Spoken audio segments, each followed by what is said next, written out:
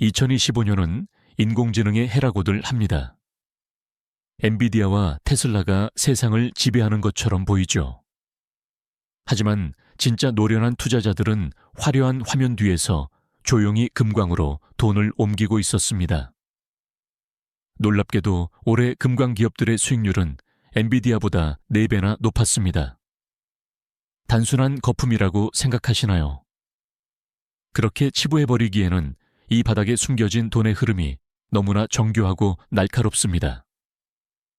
대중이 빛나는 기술에 한눈을 파는 사이 누군가는 흙먼지 속에서 압도적인 부를 쌓고 있습니다. 만약 여러분이 지금의 이 비정상적인 폭등의 비밀을 모른 채 인공지능에만 매달려 있다면 아마 평생 다시 오지 않을 기회를 제 발로 걷어차는 꼴이 될 겁니다. 왜 지금 금광 주가가 이토록 폭발하고 있는지, 그리고 그 뒤에 숨겨진 섬뜩한 진실은 무엇인지 지금부터 하나씩 파헤쳐 보겠습니다.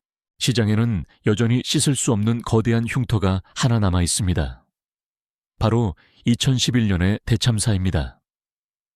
당시 금값은 온스당 $1920라는 사상 초유의 기록을 갈아치우며 전 세계의 돈을 블랙홀처럼 빨아들였고 그 중심에는 탐욕에 눈이 먼 경영진들이 있었습니다. 돈이 넘쳐나자 금광회사의 경영진들은 마치 제정신이 아닌 사람들처럼 행동하기 시작했습니다. 가장 먼저 사고를 친 건 당시 세계 최대 금광 기업이었던 베릭골드였습니다. 이들은 금광 전문이라는 본분을 망각하고 뜬금없이 에녹스 미네랄이라는 구리광산 회사를 집어삼키는 악수를 두었습니다. 자신들이 잘 아는 분야도 아닌데 그저 덩치를 키우겠다는 욕심 하나로 천문학적인 자금을 쏟아부은 결과는 참혹했습니다. 구리 가격이 급락하자 베릭골드의 수익성은 바닥을 쳤고 주주들은 소중한 자산이 증발하는 것을 지켜보며 피눈물을 흘려야 했습니다. 하지만 이들의 오만함은 여기서 멈추지 않았습니다. 베릭골드는 남미에서 파스쿠아라마라는 이름도 거창한 프로젝트를 밀어붙이며 또다시 파국으로 향했습니다. 무려 10조 원이라는 상상조차 하기 힘든 자본을 투입했지만 환경 규제라는 거대한 벽에 부딪히자 속수무책으로 무너졌습니다. 결국 금은 단 1g도 구경하지 못한 채 막대한 부채만 남기고 쫓겨나다시피 사업을 접어야 했던 역사적 치욕을 기록했습니다. 시장은 이때부터 금광 경영진들을 향해 바보들의 행진이라는 조롱 섞인 비판을 쏟아내기 시작했습니다. 킬로스 골드의 사례는 이보다 더 가관이라 할 수 있습니다. 이들은 아프리카 광산을 손에 넣기 위해 9조 원이라는 거금을 아낌없이 던지는 도박을 감행했습니다. 그런데 인수계약서에 도장을 찍고 나서 현장에 가보니 믿기 힘든 사실이 밝혀졌습니다. 광산 안에 금이 거의 존재하지 않았던 겁니다. 사놓고 보니 금이 없더라는 경영진의 해명은 투자자들에게는 그야말로 사형 선고와 같았고 9조 원은 단숨에 휴지 조각이 되었습니다. 도대체 왜 이런 비상식적인 일이 반복되었는지 우리는 냉정하게 분석해야 합니다. 이유는 아주 단순하고도 섬뜩한 보너스 시스템에 있었습니다. 당시 CEO들은 수익을 얼마나 냈느냐가 아니라 새로운 광산을 얼마나 많이 개발했느냐에 따라 지갑이 채워지는 구조 속에 살고 있었습니다. 10번 시도해서 9번을 망쳐도 단 한 번만 그럴듯하게 포장하면 막대한 보너스를 챙길 수 있는 치명적인 설계 오류였습니다. 경영진은 자신의 안위를 위해 주주의 돈을 불쏘시개처럼 써버리며 기업의 미래를 팔아치웠습니다. 이런 뿌리 깊은 불신은 10년이 넘게 지난 지금도 시장의 트라우마로 남아 투자자들의 발목을 잡고 있습니다. 돈만 생기면 또다시 멍청한 짓을 반복할 거라는 의심의 눈초리가 여전히 금광 주가를 짓누르고 있는 게 현실입니다. 하지만 바로 이 지점에서 우리는 아주 기이하고도 강렬한 반전의 서막을 목격하게 됩니다. 경영진에 대한 혐오감이 극에 달해 있는 바로 지금 금광 기업들이 2011년과는 비교도 할 수 없을 만큼 압도적인 돈을 쓸어 담기 시작했습니다. 도대체 어느 정도의 돈을 벌고 있길래 그 잘나가는 엔비디아의 성장세마저 초라하게 만드는 걸까요? 이제 우리는 그 비현실적인 숫자의 실체를 마주할 시간입니다. 2025년 시장의 주인공은 인공지능이었습니다. 모두가 반도체와 칩에 열광했죠. 하지만 수익률이라는 냉정한 성적표를 들여다보면 상황은 완전히 달라집니다. 엔비디아가 38% 오르는 동안 금광 기업들의 지수인 GDX는 무려 160%가 폭등했습니다. 이것은 단순한 반등이 아닙니다.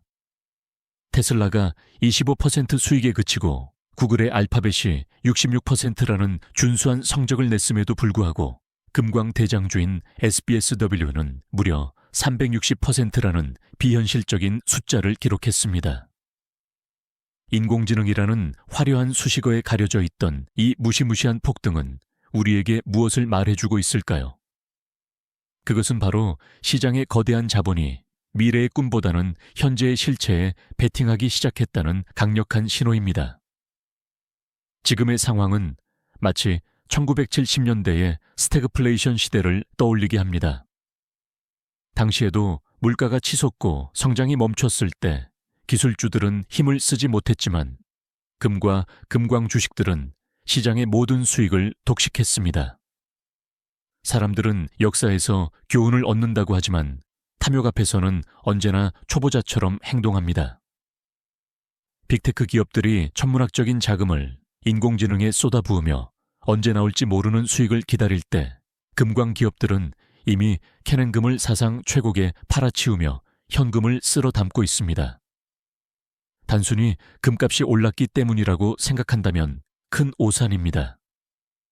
이것은 단순한 원자재의 상승이 아니라 자산의 가치를 재평가하는 거대한 흐름의 시작일 뿐입니다. 엔비디아의 주가가 훌륭하다고 하지만 금광 기업들의 움직임과 비교하면 그것은 소꿉장난에 불과해 보일 정도입니다. 누군가는 금광 투자가 구시대의 유물이라고 조롱합니다. 하지만 그 조롱이 깊어질수록 수익률의 격차는 더 벌어지고 있습니다. 시장은 언제나 대중의 예상과는 정반대로 움직이며 가장 소외된 곳에서 가장 거대한 기회를 만들어내기 때문입니다. 현재 금값은 전년 대비 70%가 올랐는데 은값은 180%가 치솟았습니다. 재미있는 점은 금광 기업들을 모아놓은 ETF인 GDX가 금값 상승폭의 2배를 훌쩍 뛰어넘는 성과를 냈다는 사실입니다. 이것이 바로 광산업이 가진 무서운 레버리지의 힘이며 똑똑한 자산가들이 지금 이 순간에도 기술주를 팔아 금광 주식을 사들이는 진짜 이유입니다. 그런데 여기서 한 가지 기묘한 사실을 발견하게 됩니다. 수익률은 이렇게 압도적인데 왜 여전히 GDX의 가격은 과거의 평균치와 비교했을 때 터무니없이 낮은 수준에 머물러 있는 걸까요? 이 논리적인 모순을 이해하지 못하면 여러분은 눈앞에 놓인 황금 덩어리를 그저 돌덩이로 착각하고 지나치게 될 겁니다. 이제 그 숫자의 이면에 감춰진 마법 같은 수익 구조의 비밀을 파헤쳐 볼 차례입니다. 금광 기업에 투자할 때 우리가 반드시 이해해야 하는 마법 같은 숫자가 있습니다. 단순히 금값이 오르니까 주가도 오르겠지라는 막연한 생각은 초보자나 하는 것입니다. 진짜 핵심은 바로 레버리지 효과라고 불리는 영업 레버리지의 원리에 숨어 있습니다. 광산업은 기본적으로 막대한 고정비가 들어가는 장치 산업입니다. 땅을 파고 장비를 돌리고 인건비를 지불하는 비용은 금값이 얼마든 일정 수준 이상 반드시 발생하게 되어 있죠. 하지만 일단 그 손익분기점을 넘어서는 순간부터는 금값이 오르는 족족 그 상승분이 고스란히 기업의 순이익으로 꽂히게 됩니다. 역사적인 수치를 통해 이 놀라운 마진의 격차를 확인해 보겠습니다.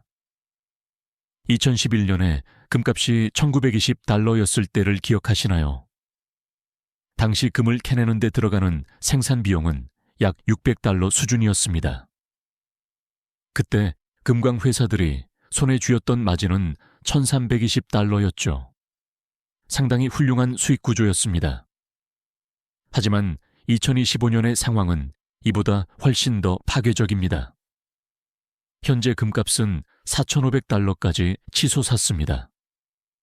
물론 인플레이션 때문에 생산 비용도 많이 올랐습니다. 1,600달러라는 적지 않은 돈이 금을 캐는데 들어갑니다. 여기서 계산기를 두드려 보십시오. 4,500달러에서 1,600달러를 빼면 마진은 2,930달러가 나옵니다.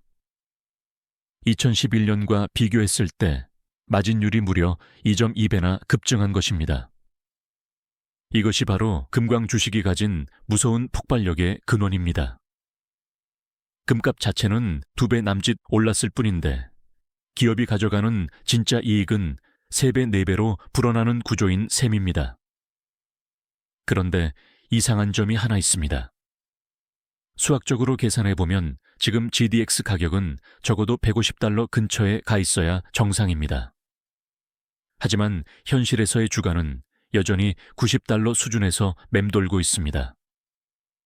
역사적 평균 비율로 보아도 금값이 4,500달러라면 주가는 지금보다 훨씬 높아야 합니다. 보통 시장에서 금값과 GDX의 비율은 25대 1 정도를 유지해 왔습니다. 하지만 지금은 그 격차가 50대 1까지 벌어져 있습니다. 돈은 훨씬 더 많이 벌고 있는데 주가는 반토막 난 가격에 거래되고 있다는 뜻입니다. 이것은 시장이 이 엄청난 수익 수치를 믿지 못하거나 무언가 다른 공포에 떨고 있다는 강력한 증거입니다. 현금은 이미 금고에 쌓이고 있는데 투자자들은 여전히 10년 전의 악몽에서 깨어나지 못하고 있습니다. 하지만 수치는 거짓말을 하지 않습니다. 이 괴리가 좁혀지는 순간 그동안 억눌렸던 주가는 우리가 상상하는 것보다 훨씬 더 가파르게 수직 상승할 가능성이 큽니다. 대중이 의심하고 있을 때가 가장 달콤한 기회라는 격언은 이번에도 어김없이 증명될 겁니다. 그렇다면 왜 시장은 이 명백한 숫자를 외면하고 있는 걸까요? 단순히 과거의 트라우마 때문일까요? 아니면 우리가 모르는 또 다른 감시자가 경영진의 목줄을 쥐고 있는 걸까요? 그 비밀은 바로 월스트리트에 보이지 않는 손, 블랙록과 뱅가드의 움직임 속에 숨겨져 있습니다. 블랙록과 뱅가드는 이제 이 바닥의 진짜 주인입니다. 그들은 2011년에 그 처참한 실패를 가장 가까이서 목격한 집단이죠. 당시 경영진이 주주들의 돈을 허공에 날리는 것을 보며 그들은 아주 잔혹한 교훈을 얻었습니다. 그 결과 지금의 금광회사들은 과거와는 차원이 다른 감시체계 아래에 놓여 있습니다. 뉴몬트라는 미국 최고의 금광회사를 예로 들어볼까요? 이 회사의 지분 85%는 블랙록이나 뱅가드 같은 거대 자산 운용사들이 꽉 잡고 있습니다. 과거에는 경영진이 독단적으로 무리한 인수를 결정할 수 있었지만 이제는 불가능한 시나리오입니다. 주인 없는 회사처럼 굴던 시절은 끝났고 이제는 기관 투자가들이 경영진의 일거수일투족을 매서운 눈초리로 감시하고 있기 때문입니다. 이들은 단순히 지켜만 보는 것이 아니라 아예 경영의 룰 자체를 바꿔버렸습니다. 가장 결정적인 변화는 CEO들의 보너스 지급 방식에 있습니다. 예전에는 금을 많이 캐거나 새로운 광산을 발견하기만 해도 CEO의 지갑이 두둑해졌습니다. 그러니 수익성도 없는 땅을 파헤치며 주주들의 돈을 낭비하는 도박을 멈추지 않았던 것입니다. 하지만 지금은 다릅니다. 블랙록과 뱅가드는 총주주 수익률이라는 TSR 지표를 보너스 산정의 핵심 기준으로 박아버렸습니다. 광산을 얼마나 늘렸느냐가 아니라 주주들에게 얼마나 많은 이익을 돌려주었느냐를 따지기 시작한 것입니다. 이제 경영진이 보너스를 받으려면 헛된 야망을 버리고 오직 기업의 가치를 높이는 데만 집중해야 합니다. 여기에 환경과 사회적 책임을 강조하는 ESG 감시망까지 더해졌습니다. 과거처럼 환경 규제를 무시하고 막무가내로 사업을 밀어붙이다가 10조 원을 날려먹는 참사는 이제 시스템적으로 차단되어 있습니다. 기관들은 환경단체와의 마찰이 예상되는 무리한 투자를 사전에 철저히 검토하고 승인합니다. 이런 강력한 통제는 투자자들에게 아주 중요한 믿음의 토대가 됩니다. 적어도 지금 벌어들이는 막대한 현금이 예전처럼 경영진의 멍청한 판단으로 인해 증발하지는 않을 것이라는 확신을 주는 것이죠. 하지만 세상에 완벽한 통제란 존재하지 않습니다. 오히려 이런 극단적인 감시가 또 다른 부작용을 낳고 있다는 사실을 눈치채셨습니까? 기관들이 단기적인 이익과 주주 환원에만 집착하면서 미래를 위한 필수적인 투자마저 가로막고 있는 형국입니다. 지금 당장은 금고에 돈이 쌓이니 좋아 보일지 몰라도 이것이 몇 년 뒤에는 재앙으로 돌아올 수 있다는 뜻입니다. 더욱이 이런 내부적인 통제 시스템만으로는 결코 막을 수 없는 거대한 외부 변수가 우리를 기다리고 있습니다. 경영진이 아무리 똑똑해지고 기관이 아무리 촘촘하게 감시해도 국가 간의 총칼 없는 전쟁 앞에서는 모든 것이 무용지물이 될 수 있습니다. 우리가 주목해야 할 진짜 위험은 경영진의 머릿속이 아니라 지도를 펼쳤을 때 나타나는 붉은색 지대들에 있습니다. 이제 우리는 안전한 금과 위험한 금을 가르는 잔혹한 지경학적 경계선을 살펴봐야 합니다. 세상에는 똑같은 가치를 지닌 금이 단 하나도 없습니다. 땅속에 얼마나 많은 금이 묻혀 있느냐보다 그 땅이 지금 누구의 지배 아래 있는지가 훨씬 더 중요하기 때문입니다. 똑같이 번쩍이는 금이라도 그것이 캐나다의 깨끗한 설원에서 나오느냐, 아니면 아프리카의 혼란스러운 분쟁 지역에서 나오느냐에 따라 그 가치는 천차만별로 갈립니다. 노련한 투자자들은 이 차이를 선진국 중심의 티어 1 기업과 저개발 국가 중심의 기업으로 명확하게 구분합니다. 먼저 뉴몬트나 아그니코, 이글 같은 기업들을 주목해 보십시오. 이들의 광산은 주로 미국이나 캐나다 그리고 호주 같은 정치적으로 매우 안정된 국가들에 집중되어 있습니다. 정권이 바뀐다고 해서 갑자기 광산을 국가가 몰수하거나 말도 안 되는 세금을 때리는 일이 거의 발생하지 않습니다.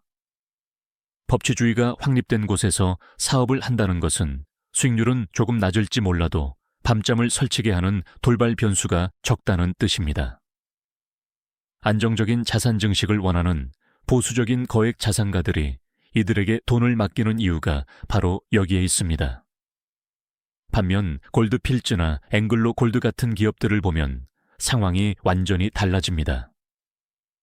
이들의 주력 광산은 주로 아프리카나 남미 같은 저개발 국가들에 포진해 있습니다. 이런 지역은 하이 리스크 하이 리턴의 전형이라 할 수 있는데 정치적 불안정성이 늘 시한폭탄처럼 숨어 있습니다. 어느 날 갑자기 군부 쿠데타가 일어나서 광산 국유화를 선언해버리면 주가는 그날로 종잇조각이 됩니다. 혹은 정부가 재정위기에 몰려 금광기업에만 징벌적인 특별세를 부과하겠다고 발표하는 순간 수익성은 순식간에 증발해버립니다. 시장이 이런 기업들을 저평가하는 이유는 그들이 이를 못해서가 아니라 예측 불가능한 국가적 위험에 노출되어 있기 때문입니다. 베리골드 같은 기업은 그 중간 어디쯤에서 아슬아슬한 줄타기를 하고 있습니다. 안전한 선진국 광산과 수익성 높은 저개발 국가 광산을 골고루 섞어 균형을 맞추려 노력하지만 양쪽의 위험을 모두 안고 가야 하는 부담도 공존합니다. 결국 여러분이 어떤 성향의 투자자냐에 따라 선택지는 갈리겠지만 한 가지 분명한 사실이 있습니다. 지정학적 위험을 무시하고 단순히 수익률 숫자만 보고 달려드는 것은 지뢰밭에서 보물 찾기를 하는 것과 다를 바 없습니다. 지금처럼 전 세계적으로 자국 우선주의가 팽배하고 공급망이 무너지는 시기에는 광산이 위치한 국가의 정치적 성향이 곧 그 기업의 운명을 결정짓는 핵심 지표가 됩니다. 이 위험을 제대로 읽어내지 못한다면 여러분이 공들여 쌓은 수익은 하루아침에 모래성처럼 허물어질 수 있습니다. 그런데 이런 지정학적 장벽보다 더 무서운 장벽이 하나 더 남아 있습니다. 그것은 바로 금값 자체가 과연 이 높은 가격대를 계속 유지해 줄 것인가에 대한 시장의 근본적인 의구심입니다. 숫자로 증명되는 수익성보다 사람들의 머릿속을 지배하는 공포가 더 강력할 때가 있기 마련입니다. 투자자들이 안심하고 본격적으로 지갑을 열기 위해 반드시 통과해야 하는 시간의 검증이 있습니다. 과연 금값이 얼마의 가격에서 얼마나 오래 버텨주어야 이 의심의 벽이 무너질까요? 현재 금광 투자자들이 느끼는 가장 큰 감정은 공포입니다. 수익률이 좋은데 왜 공포를 느끼냐고 반문하실 수도 있겠지만 이것은 고소공포증과 같습니다. 금값이 단기간에 너무나 가파르게 수직으로 솟구쳤기 때문에 언제든 이 기둥이 무너질 수 있다는 불안감이 시장을 지배하고 있는 것입니다. 지금 금값이 $4,500라는 사상 최고점에 도달한 것은 분명 축하할 일입니다. 하지만 투자자들은 이 숫자가 신기루가 아니라는 것을 증명받고 싶어 합니다. 역사적으로 금값이 이렇게 수직으로 오르면 반드시 큰 폭의 되돌림 현상이 나타났던 기억이 사람들의 뇌리에 박혀 있기 때문입니다. 전문가들이 말하는 심리적 방어선은 온스당 $4,000입니다. 단순히 숫자가 예뻐서가 아니라 이 가격대가 적어도 1년 이상 유지되어야 금광 기업들이 안심하고 장기적인 설비 투자를 결정할 수 있는 기준점이 되기 때문입니다. 만약 금값이 $4,000 아래로 다시 떨어진다면 지금의 폭등은 그저 일시적인 소동으로 치부될 위험이 큽니다. 시간의 검증도 필수적입니다. 적어도 6개월 이상은 현재의 높은 가격대에서 횡보하거나 버텨주는 모습이 나와야 합니다. 그래야만 의심 많은 기관 투자자들이 비로소 이제는 금의 가치가 한 단계 점프했구나라고 인정하며 본격적인 자금을 투입하기 시작할 것입니다. 다행히 이번 상승은 과거와는 다른 든든한 지원군이 있습니다. 바로 중국 인민은행과 폴란드 중앙은행 같은 각국 정부의 움직임입니다. 이들은 2024년과 2025년에 걸쳐 사상 최대 규모로 금을 사들이며 하방 경직성을 확보해 주었습니다. 정치적 불확실성이 커질수록 국가 차원에서 달러 대신 금을 비축하려는 욕구가 강해지고 이는 금값에 강력한 바닥을 형성하고 있습니다. 하지만 개별 투자자들은 여전히 망설입니다. 금값은 올랐지만 금광 주식은 아직 그만큼 따라오지 못했다는 사실이 오히려 불안감을 키웁니다. 혹시 내가 모르는 악재가 있는 것은 아닐까? 혹은 경영진이 또다시 헛발질을 준비하고 있는 것은 아닐까 하는 의구심이 발목을 잡는 것이죠. 결국 지금의 시장은 숫자의 싸움이 아니라 인내심의 싸움입니다. 금값이 고점에서 얼마나 오래 버티느냐가 모든 투자자의 운명을 결정짓는 열쇠가 될 것입니다. 이 팽팽한 심리전에서 승리하는 자만이 다음 단계로 나아갈 자격을 얻게 됩니다. 그런데 우리가 놓치고 있는 치명적인 함정이 하나 더 있습니다. 금값이 유지되고 경영진이 똑똑해져도 정작 우리 주머니에 들어오는 돈은 생각보다 적을 수 있다는 사실입니다. 투자자들이 가장 고대하는 보상인 배당금 여기에 아주 교묘한 착시 현상이 숨어 있습니다. 이제 우리는 왜 금광 주식의 배당률이 이토록 형편없어 보이는지 그 뒤에 숨겨진 차가운 진실을 마주해야 합니다. 많은 투자자들이 금광 주식을 사면서 화끈한 배당금을 기대합니다. 수익이 수백 %씩 늘어났다는데 당연히 내 지갑도 두둑해져야 한다고 믿는 것이죠. 하지만 현실에서 마주하는 배당 수익률 표를 보면 실망을 넘어 분노가 치밀어 오를지도 모릅니다. 지금 금광 기업들의 배당 수익률은 겉보기에 매우 형편없는 수준입니다. 이것은 아주 교묘한 수학적 착시 현상이 빚어낸 결과물입니다. 배당금은 작년의 실적을 바탕으로 결정되는데 주가는 올해의 기대감을 반영해 이미 저 멀리 달아나 버렸기 때문입니다. 주가가 160% 폭등하는 동안 배당금이 그 속도를 따라잡는 것은 물리적으로 불가능에 가깝습니다. 분모인 주가가 비상식적으로 커지다 보니 분자인 배당금이 조금 늘어나도 수익률 자체는 오히려 떨어지는 기괴한 숫자가 나타나게 됩니다. 결국 배당률이 낮아 보이는 것은 기업이 가난해서가 아니라 주가가 너무나 뜨겁게 타오르고 있다는 강력한 반증이기도 합니다. 여기에 경영진의 지독한 결핍과 트라우마가 한몫을 더합니다. 2011년 금값이 꺾이며 파산 직전까지 몰렸던 CEO들은 지금 이 순간에도 보이지 않는 공포에 시달리고 있습니다. 지금 당장 금고에 현금이 넘쳐난다고 해서 주주들에게 함부로 나눠줬다가 나중에 금값이 떨어지면 누가 우리를 지켜줄 것인가 라는 강박관념이 그들의 뇌를 지배하고 있습니다. 한번 지옥을 경험해 본 사람들은 돈이 있을 때 더 지독하게 현금을 움켜쥐려 합니다. 주주들의 거센 요구에도 불구하고 그들이 배당 지급을 망설이는 이유는 탐욕이 아니라 생존을 향한 처절한 본능 때문입니다. 이런 심리적 장벽은 시장이 금광기업을 여전히 의심의 눈초리로 바라보게 만드는 핵심적인 이유가 됩니다. 또한 배당의 후행성이라는 차가운 현실을 직시해야 합니다. 온스당 $4,500라는 경이로운 가격은 2025년 하반기에 기록된 성과입니다. 이 엄청난 숫자가 기업의 회계 장부에 고스란히 녹아들고 그것이 다시 배당 결정으로 이어지기까지는 적어도 1년 이상의 시간이 소요됩니다. 우리가 기대하는 진짜 황금 배당 잔치는 2026년이 되어야 비로소 그 실체를 드러낼 것입니다. 지금 당장의 낮은 배당 수익률에 소가 보석 같은 기회를 던져버리는 것은 하수의 행동입니다. 고수들은 숫자의 이면에 숨겨진 시간의 격차를 읽어내며 남들이 실망할 때 조용히 다음 수확을 준비합니다. 시장은 언제나 인내심 없는 자의 돈을 빼앗아 인내심 있는 자에게 넘겨주는 거대한 장치입니다.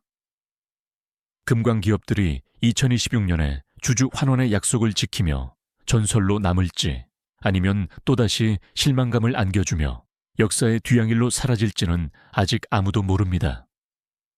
하지만 한 가지 분명한 것은 지금 이 순간에도 금괴는 역사상 유례없는 수준의 현금이 쌓이고 있다는 사실입니다. 이제 모든 분석은 끝났습니다. 화려한 기술의 시대에 모두가 인공지능이라는 신기루를 쫓을 때 누군가는 묵묵히 금광에서 실제하는 불을 캐내고 있습니다. 이 거대한 머니게임의 승자가 될 준비가 되셨습니까? 세상은 온통 인공지능 이야기뿐입니다. 하지만 화려한 거품이 거치고 나면 결국 실체를 가진 자산만이 살아남을 것입니다. 2026년은 금광 기업들이 자신들의 실력을 증명해야 하는 단판 승부의 해가 될 겁니다. 단순히 남들 따라 불나방처럼 뛰어들지 마십시오. 금광 투자는 변동성이 극심해서 자칫하면 큰 상처를 입을 수 있는 위험한 전장입니다. 적어도 온스당 $4,000라는 심리적 마지노선이 유지되는지 냉정하게 지켜보며 대응해야 합니다. 오늘 전해드린 분석이 여러분의 소중한 자산을 지키는 방패가 되기를 바랍니다. 투자의 책임은 전적으로 본인에게 있다는 사실을 잊지 마시고 지식 한방과 함께 시장의 거대한 흐름을 끝까지 읽어내시기 바랍니다. 다음 시간에 더 날카로운 통찰로 찾아뵙겠습니다.